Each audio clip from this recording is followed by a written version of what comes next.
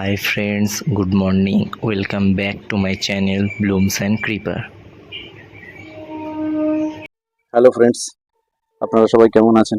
আজকে আপনাদের জন্য আমি আবার একটা নতুন প্লান্টের ভিডিও নিয়ে এসেছি।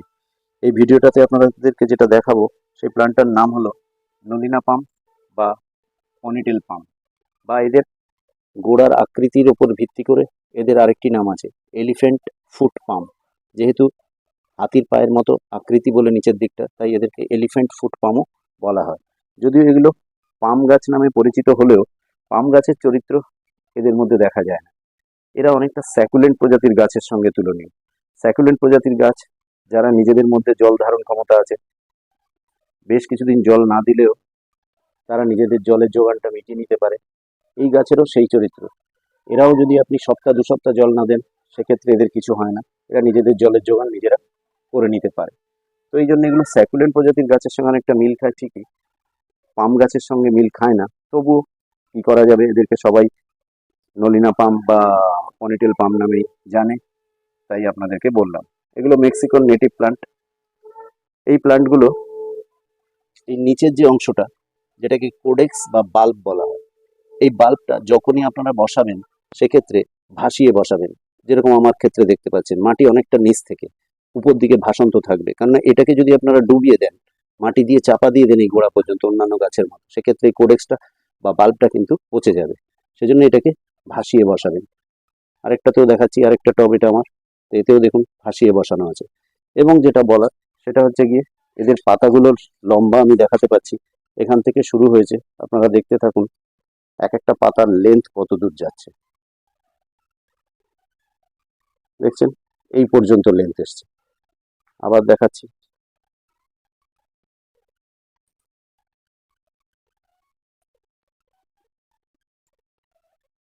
দেখেছেন গোড়া পর্যন্ত এসেছে।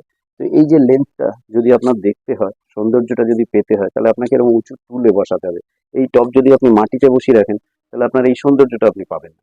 তো অনেকে গ্রিল বা লোহার রড দিয়ে উঁচু মতো বানিয়ে নিয়ে এই টবটার এই কানাটা তাতে আটকে থাকে, উঁচুতে রাখে, তাহলে সেক্ষেত্রে এই পাতার সৌন্দর্যটা তারা পায়। তো যাই হোক, এই প্লান্টগুলো মাটি তৈরির ক্ষেত্রে যেটা বলতে পারি সেটা হলো গিয়ে ভার্মি কম্পোস্ট, গার্ডেন সয়েল, ইটের কুচো ওয়েল ড্রেনেজের জন্য, স্যান্ড অর্থাৎ বালি, এবং অল্প কিছু নিমখোল।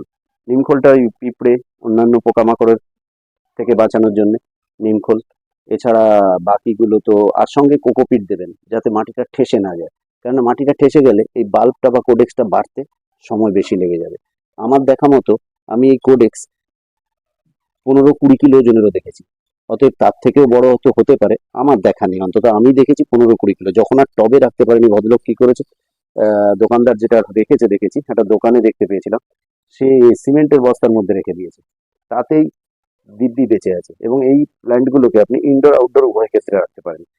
ইনডোর প্ল্যান্ট হিসেবেও পরিচিত, আউটডোর প্ল্যান্ট হিসেবেও পরিচিত। আউটডোরে রাখলে একটা জিনিস খেয়াল রাখবেন, অতিরিক্ত তাপমাত্রা কিন্তু কোনো গাছই সহ্য করতে পারে না, সেক্ষেত্রে এই গাছও সহ্য করতে পারে না। এই গাছের পাতার মাথাটা কিরকম হয়ে যায় আপনাকে দেখাচ্ছি। অতিরিক্ত গরম পড়লে মাথাটা, দেখেছেন এই পাতার পুড়ে গেছে, এর মাথাটা পুড়ে গেছে, এবং এইভাবে পুড়তে পুড়তে নিচের দিকে, এখনো আমার পুরো পাতাটা পড়েনি, সামনে মাথার অংশটা পুড়ে গেছে। তো এগুলো সেমি শেডে রাখা থাকে, ছাদের টিন আছে উপরে, চারিদিকে গ্রিন নেট দেওয়া আছে, তারপরেও পাতার আগাগুলো এরকম হয়েছে। তা সেক্ষেত্রে আমি বলছি যে আপনারা যদি সেমি শেডে রাখতে পারেন তাহলে ভালো হয় সব সময়ের জন্য। আর যদি বলেন যে না আউটডোরে পড়ে থাকলেও কিছু হবে না, তো ঠিকই কথা, কিছু হবে না, সেটা 30-35 ডিগ্রি পর্যন্ত হিট হলে ঠিক আছে। কিন্তু যখন আজকের দিনে 40-45 উঠে যাচ্ছে গরমকালে, সেক্ষেত্রে কিন্তু আপনার পাতার এই সৌন্দর্যটা আপনি আর পাবেন না।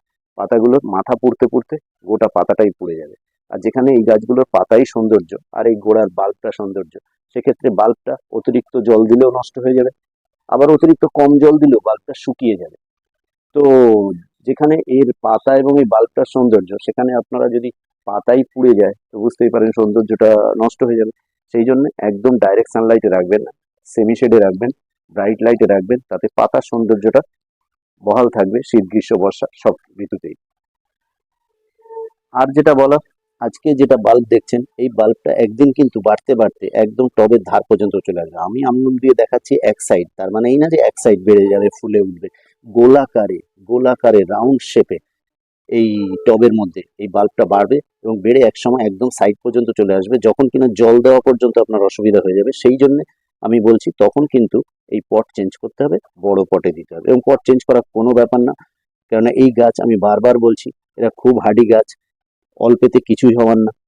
অতএব পট চেঞ্জ করার সময় অন্যান্য গাছের ক্ষেত্রে যে ভয় থাকে যদি রুট ছিঁড়ে যায় বা রুট ক্ষতিগ্রস্ত হয়, এর ক্ষেত্রে আপনাদের এত চিন্তা করার কিছু নেই। এই দারুণ শক্ত গাছ। যাই হোক, যেটা বলার যে তারপরেও বলছি পট চেঞ্জ করতে গেলে বর্ষাকাল সবসময় ইউজ করবে, কেননা বর্ষাকালে একটা আলাদাই শক্তি গাছেদের থাকে। সেই জন্য বর্ষাকালে যদি একটু চোটাঘাত গাছে লাগেও সেটা ওরা সার্ভাইভ করে নেয়, রিকভার করে নেয়। তো সেই জন্য বর্ষাকাল। এবং আরো বলছি, এই বাল্বের গায়ে বা আমার এই কাণ্ডটা যেটা আজকে দেখাতে পারছি না কারণ এটা এত পুরনো নয়, এই ঠিক এই কালারের কাণ্ড ওপর দিকে আস্তে আস্তে পাতা ছাড়তে ছাড়তে, যেরকম নারকেল গাছ খেজুর গাছ আস্তে আস্তে ছোট থাকতে বা পাতা ছাড়তে ছাড়তে ওপর দিকে ওঠে আর নিচে কাণ্ডে পরিণত হয়, এরও তাই কাণ্ডে পরিণত হবে। এবং তখন আরো সুন্দর এলিফ্যান্ট ফুটের মতো লাগবে। এবং এই উপর দিকে যখন কাণ্ডটা উঠবে এই কালারের, বাল্বের কালারের, সেই কাণ্ডের গায়েও হয় বা এখানে এখানে চারিদিকে এখানে ওখানে করে চারিদিকে দেখা যায় এদের গায়ে বেবি প্ল্যান্ট জন্মলাভ করে। এবং এই বেবি প্ল্যান্ট গুলোকে আপনি ছুরি দিয়ে আস্তে করে এর গা থেকে কেটে তুলে নিয়ে যদি অন্য কোনো টবে বসিয়ে দেন, সেক্ষেত্রে দিব্যি আপনার বাড়িতে আরো একটি গাছের পরিণত হবে। এর গা থেকে কেটে নিয়ে আপনি আরেকটা গাছ বানিয়ে নিতে পারবেন। তো যাই হোক, যেখান থেকে কেটে নেবেন সেখান থেকে কিন্তু একটু সেই জায়গাটা একটু, যে জায়গাটা কাটার পরে ক্ষত সৃষ্টি হবে সেই জায়গাটা একটু স্যাফ দিয়ে দেবেন, কেননা ফাঙ্গাল অ্যাটাক হতে পারে। সেই জন্য ফাঙ্গাল অ্যাটাকের থেকে রক্ষা করার জন্য স্যাফ দিয়ে দেবেন। একদম চামচে করে স্যাফ নিয়ে, আঙুলে করে স্যাফ নিয়ে ওই জায়গাটা মাখিয়ে দেবেন। আর চেষ্টা করবেন বর্ষাকালে এসব বেবি প্লান্টকে আলাদা করতে মাদার প্লান্ট থেকে। সেক্ষেত্রে চোটাঘাতও মূল গাছের মাদার গাছের কম হবে।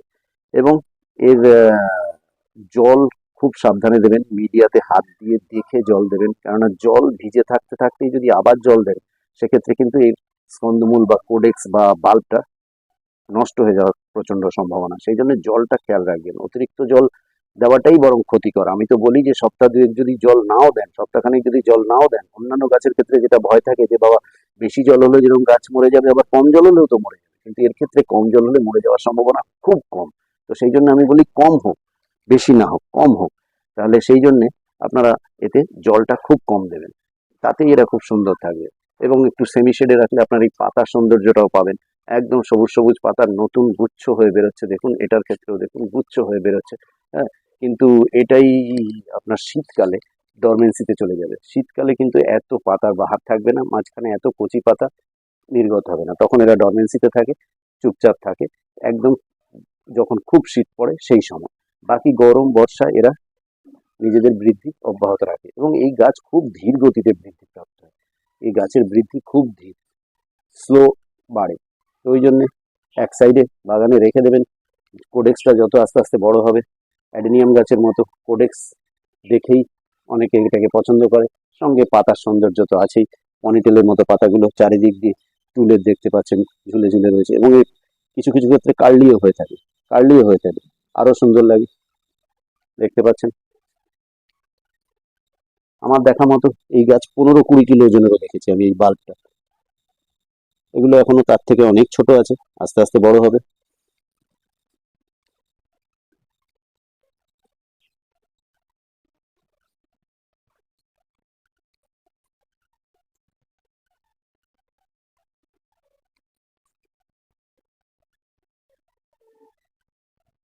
ভালো করে দেখানোর জন্য আপনাদেরকে আস্তে আস্তে করে দেখাচ্ছি, দেখতে থাকুন গাছের সৌন্দর্য। গেটে ঢোকার সময় নিজেদের বাড়িতে, ঘরে আর কি ঢোকার সময় যদি দু সাইডে দুটো এরকম গাছ রাখা যায়, দারুণ দেখতে লাগবে।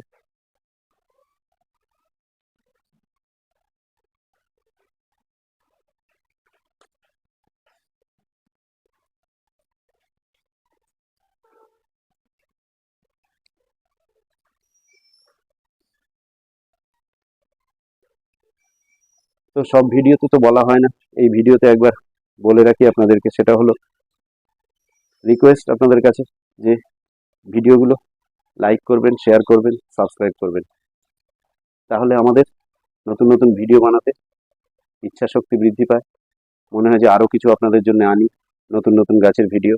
তো সেই জন্যে আবারও বলছি, একটু লাইক, সাবস্ক্রাইব এবং শেয়ার করবেন, বন্ধুদেরকে শেয়ার করে ভিডিওর লিঙ্ক বলবেন যে তোরা এগুলো দেখিস, খারাপ লাগবে না। কারণ এগুলো গাছের ভিডিও, গাছ জীবন, গাছ প্রাণ যত দেখবেন। কারণ আমরা আজও অ্যামাজনের জঙ্গলে এমন অনেক গাছ আছে যাদের নাম পর্যন্ত জানি না। হয়তো আস্তে আস্তে বিজ্ঞানীরা সেগুলো আবিষ্কার করবেন, তারপরে তাদের নাম দেবেন, আমরা আস্তে আস্তে বই খাতায় দেখতে পাবো, ইন্টারনেটে দেখতে পাবো। তো সেই জন্যে যে জিনিস আমাদের অজানা সেটা জানার ইচ্ছে তো থাকা উচিত সবারই। তো সেই জন্যে আপনাদের জন্য আমরা এই গাছের ভিডিও, বিভিন্ন অজানা গাছের ভিডিও নিয়ে আসি, ইনফরমেটিভ ভিডিও। এক একটা গাছের চরিত্র এক এক রকম, সেই সমস্ত জানতে ভালো লাগারই কথা। তো সেই জন্য বলছি, আপনি আপনার বন্ধু বান্ধব, আত্মীয় স্বজনদের বলবেন যে এই ভিডিও, গাছ সম্পর্কে অনেক কিছু জানা যায় এবং বাংলাতে জানা যাচ্ছে। তো সেক্ষেত্রে এই ভিডিওগুলো দেখলে খারাপ লাগবে বলে আমার মনে হয় না। তাই আবার একবার রিকোয়েস্ট করছি, সব ভিডিওতে তো আর করা হয় না, একটু সাবস্ক্রাইব করবেন আর বন্ধুদেরকে শেয়ার করে লাইক করতে বা সাবস্ক্রাইব করতে বলবেন। আজকের মতো ভিডিওটা এখানেই রাখলাম, পরবর্তীকালে আবার নতুন নতুন গাছের ভিডিও নিয়ে আসবো।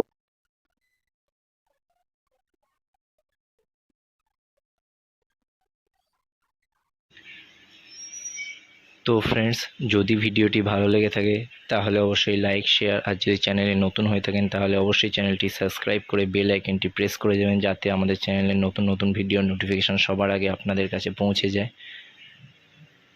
তো আজকের এই অবধি, আবার একটা নতুন ভিডিও নিয়ে আপনাদের সাথে দেখা হবে। ততদিন ভালো থাকুন, সুস্থ থাকুন, পরিবারের সাথে খুশি থাকুন, গাছ লাগান, প্রাণ বাঁচান। ধন্যবাদ।